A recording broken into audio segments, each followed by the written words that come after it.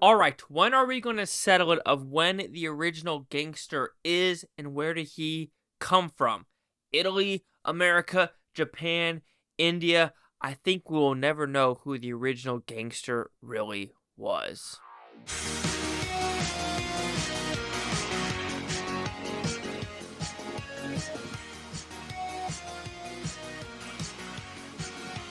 Chase Lee Hockey here with the Blue Futon reviewing.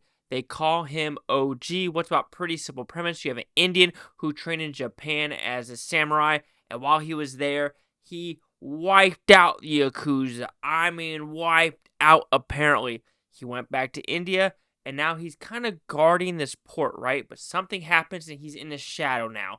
We don't know where he's at, but of course, 10, 15 years later, he needs to come out and save the port people. So, did I like this film?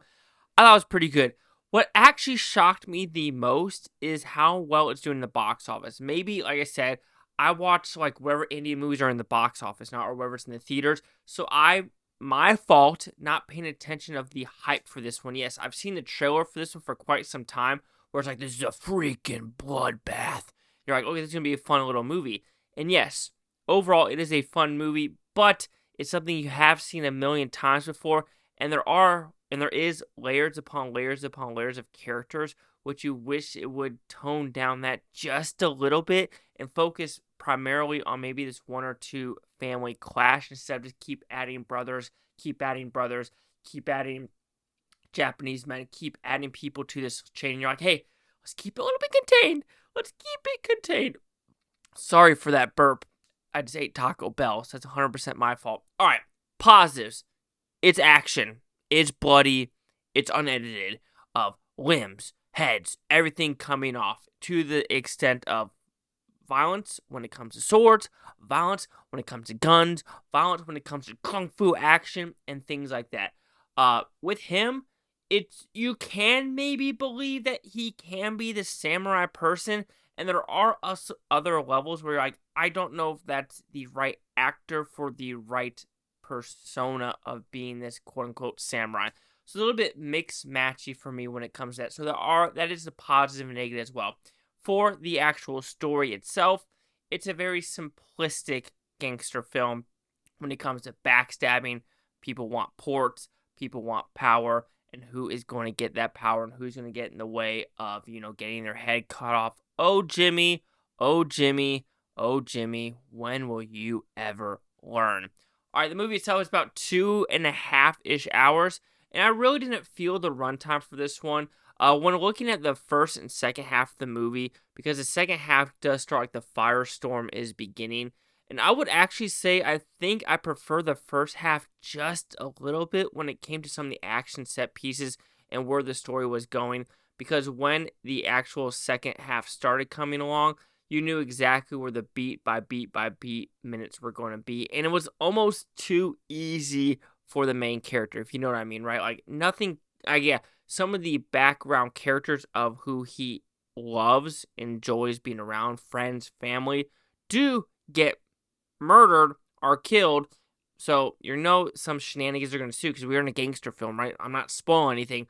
People die in gangster films. But I think for his arc, it's almost too easy, right? Like, there is nothing that goes wrong with him. Almost like the evil witch from Wicked, where it's like she's a perfect character. You could say that with this character as well. When it comes to the different story arcs in this one, there's a lot of them, right? Of course, you have like another port, you have another family with other brothers. You kind of have the Japanese arc, then you have another arc with a guy wanting revenge on the OG for killing his father. So there's a lot of different layers to this movie, and I do wish some of them were not in this film or fleshed out a little bit more to not make it look like this. You know what I'm saying? Like, sometimes there's too many characters, there's too many story arcs, and it does kind of like drag the story down just a little bit, and you really do wish that it focused on a couple of them. There was one weird one when it came to this guy that wanted to kill him, like thinking he killed his father, and he's looking at different guns, and I'm kind of confused at that scene where it's like, he's like, bigger's not better, I want this one gun, but it's like, I don't understand you want containment, but that scene didn't really flesh out how I want it to be. And also, the guy that wants revenge because his father died, his voice doesn't feel like it matches the body. That's just me looking at it, and I'm like, okay, that's very interesting. It probably is his real voice, but just listening to it, you're like, whoa, that does not sound like his voice whatsoever. So when going to this movie, I was expecting a bloodbath. I got a decent amount of blood, but I do wish when it came to some of the action set pieces, it fleshed things out, right? Because a lot of the things in this movie, you're seeing the after effect. You're seeing some of the action set pieces, but also you're just seeing the aftermath of some of it. Like, especially when he's going to like hallway 37 or hallway 39, you're seeing the aftermath. And some of the editing does cut away at the wrong time where you're like, whoa, let that flush out a little bit longer so we can actually see the action set pieces. But it's very interesting. Then when the Japanese storyline comes in and watching the samurais do their stuff is pretty cool because it's getting to that more realistic style of, swordplay. But when you have the OG around, he is shooting people left and right. He isn't getting hit.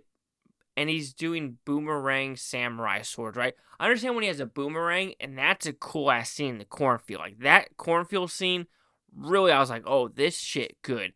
Like, that was easily the best battle sequence, in my opinion, for this one.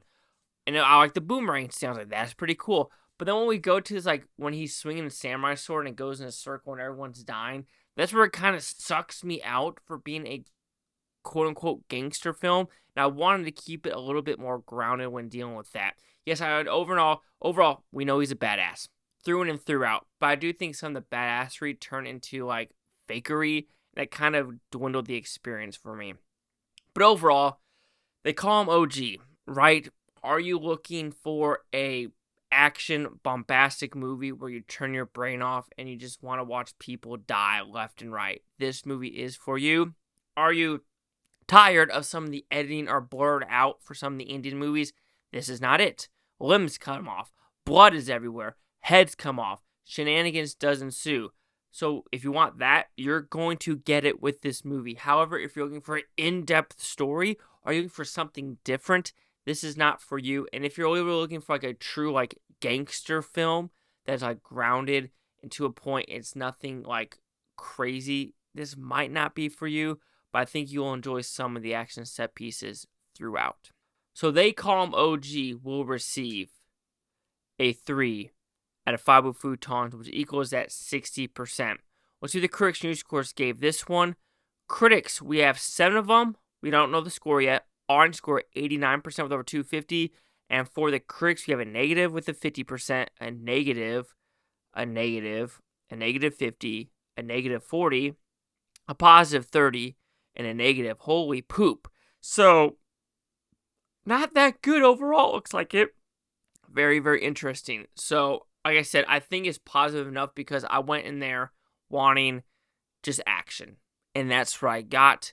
Am I disappointed that the story didn't push it a little bit more? Sure. Am I a little disappointed that it kind of went a little bit too fake? Sure. But I still was kind of happy when limbs were flying, I was smiling.